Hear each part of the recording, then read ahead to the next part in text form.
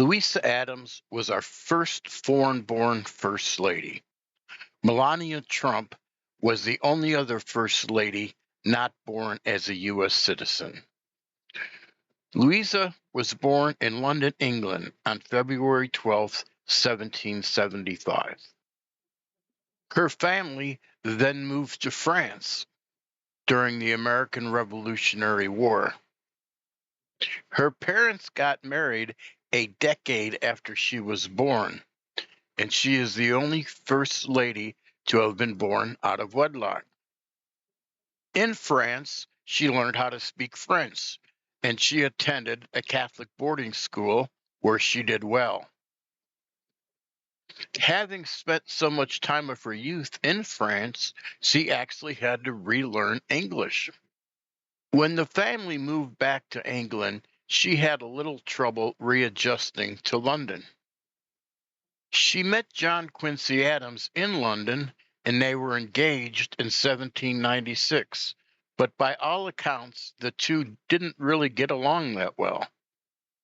After an up-and-down engagement, they finally married on July 26, 1797. That same year, John Quincy Adams became the U.S. minister to Prussia, and off they went to Berlin.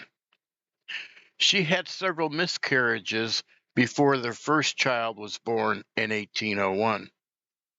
Louisa was extremely popular in Prussia and was eagerly welcomed at all social events.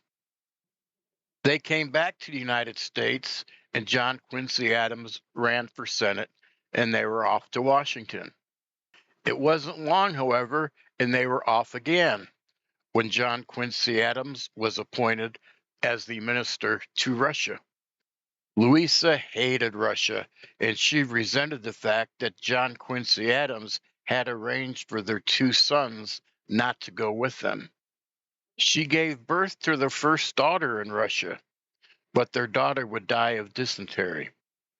As far as we know, that child was the first known American to be born in Russia.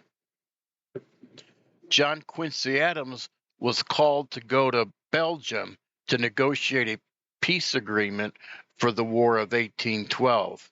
He left Louisa in St. Petersburg, and she had to make the dangerous trip from Russia to Belgium on her own.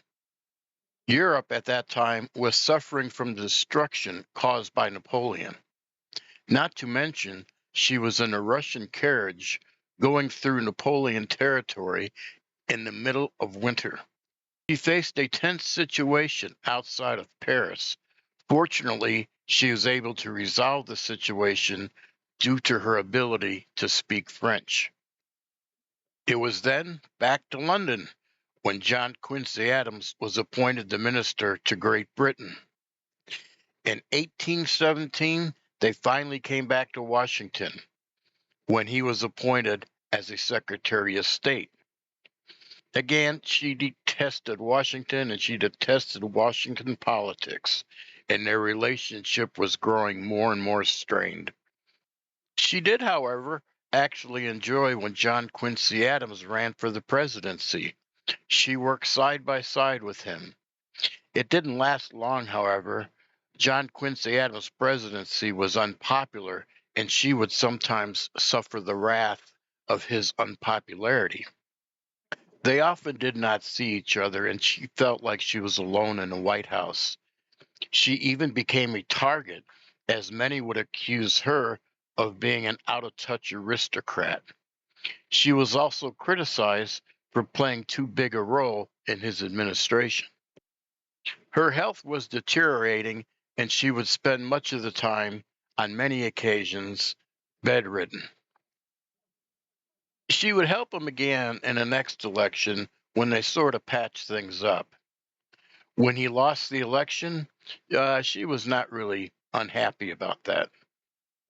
After leaving the White House, they faced the death of another son who jumped off a steamboat and died, or fell off the steamboat. Nobody is quite sure.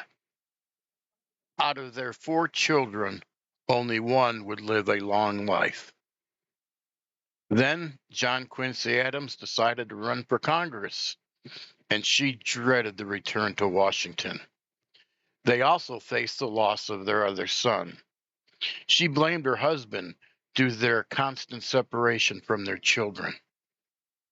During her life, she wrote an autobiography, wrote plays, and poems. She died at the age of 77 on May 15th, 1852. If you like these First Lady videos, please hit the like button and subscribe. Thanks for listening.